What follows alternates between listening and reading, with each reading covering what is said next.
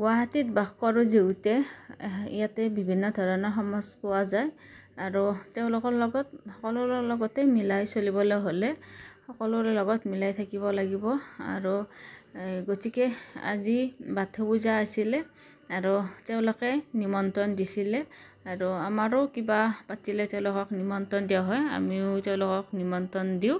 গতিকে আজি আৰু তেওঁলোকৰ নিমন্ত্ৰণ ৰক্ষা কৰিবলৈ গ'লোঁ, কাৰণ একেবাৰে ওচৰতে হয়, আমাৰ ঘৰৰ ওচৰতে হয় আৰু সঁচাকৈ বহুত ভাল লাগিলে। আগতে যদিও দেখা নাছিলোঁ, আজি প্ৰথম গ'লোঁ বাথৌ পূজা, গতিকে বিৰাটেই ভাল লাগিল। এয়া তেওঁলোকে নাচি বাগি আহিছে, নাম চাম গাই আৰু গোটেই মন্দিৰটোৰ চৌহদটো 5 পাক ঘূৰি এনেকৈ নাচি নাচি আহি আছে, বিৰাটেই ভাল লাগিছে।